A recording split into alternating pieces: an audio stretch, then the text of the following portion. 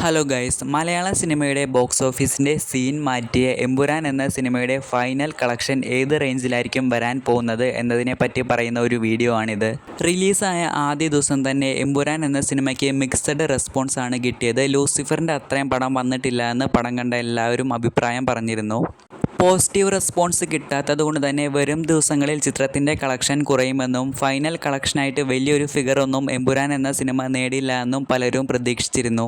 എന്നാൽ സിനിമയുടെ റിവ്യൂ സിനിമയുടെ ബോക്സ് ഓഫീസ് കളക്ഷനെ ഒട്ടും തന്നെ ബാധിച്ചിട്ടില്ല എന്ന പോലെയാണ് സിനിമയുടെ ബോക്സ് ഓഫീസ് തൂക്കിയടി. ആദ്യ ദിവസം മിക്സഡ് റെസ്പോൺസ് കിട്ടിയ ചിത്രം രണ്ടാം ദിവസം തന്നെ 100 കോടി ക്ലബ്ബിൽ കയറി. ഒരു മലയാള സിനിമ ഏറ്റവും വേഗത്തിൽ 100 കോടി ക്ലബ്ബിൽ കയറുന്നത് എമ്പുരാൻ എന്ന സിനിമയിലൂടെ രണ്ടാമത്തെ ദിവസമാണ്.